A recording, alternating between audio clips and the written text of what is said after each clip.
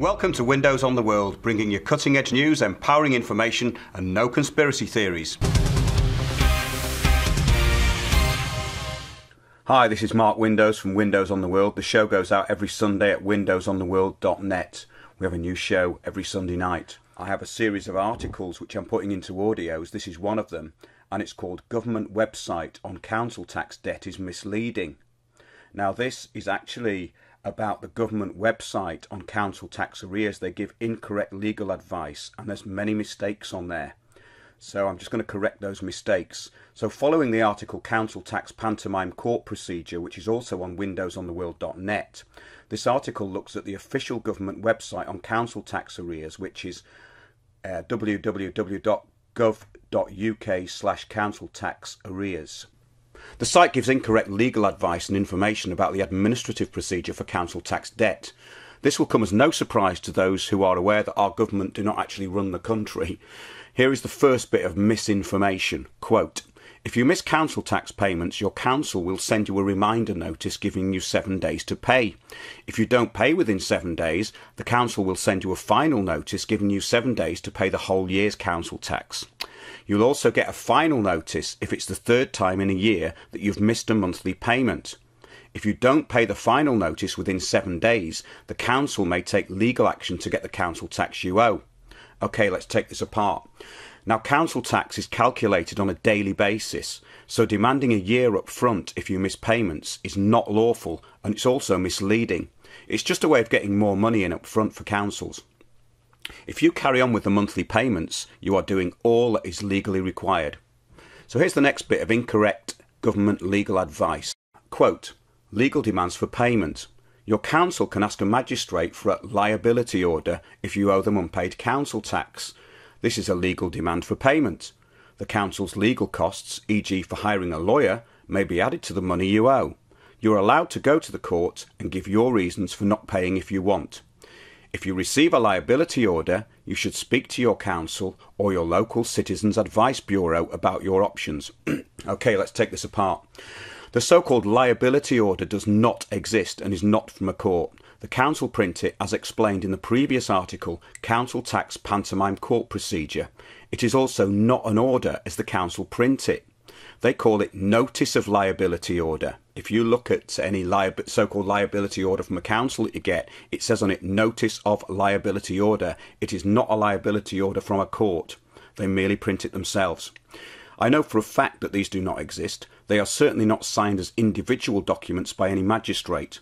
A magistrate may sign a bulk order on the day. This will include all those summons to a bulk hearing, even those who were not there. This means they have no court order against any individual, just a document signed by a hired magistrate in a hired room in a building usually called a court. Stating that you are allowed to go to court also shows the arrogance and contempt for the public we have come to expect from so-called public servants. The council do not hire a lawyer for the computer-generated printouts, which are not liability orders. The only time the council legal team get involved is when you question their incompetence or fraud. The legal team then try and minimise the damage. You do not have to pay the costs for their pantomime non-court procedure, as the court are not involved in council tax bulk hearings for non-payments. That's very important. You can always quash the costs of the so-called court in bulk hearings. You do not have to pay them. Here is the next mistake on the government website. Quote, "Bailiffs. Your council can send bailiffs to seize your property if there's no other way to recover your debt. They'll tell you how much you owe before the bailiff visits you. The bailiff's costs can be added to the total amount you owe the council." Okay, let's take this apart. The bailiffs are not from the court, so have no authority, and they print their own paperwork, often adding fees which are unlawful. You can put in a form for complaint against this. We've had some success. So if bailiffs issue you extortionate fees, just get their names, their bond numbers, and file a form for complaint against them. Now, I know for a fact that bailiff companies do not have court liability orders for council tax bulk hearings. Myself and many others have absolute proof of this. Councils themselves may instigate legal proceedings for large amounts or even go for administrative bankruptcy. but that would potentially be real court procedure and not their usual pantomime court. But as stated in the previous article, their bankruptcy proceedings do not follow correct procedure.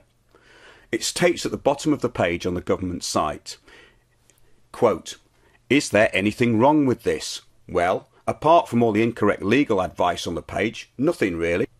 Oh, and they can't send you to prison for it either unless you are completely incompetent and agree to it. They have to do that with your consent.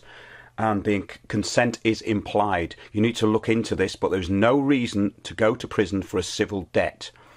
If you are represented by a lawyer, however, there is every possibility you can get sent to prison. So always represent yourself. Very important legal maxim here. Equity will not allow a statute to be used as a cloak for fraud. And the fraud is being done through statutes and administration. So, for those who think Nick Clegg and David Cameron have any say in running the country, carry on believing the government's spin on administrative council pantomime court procedure. Remember to go to windowsontheworld.net and check out the video archive and also the articles.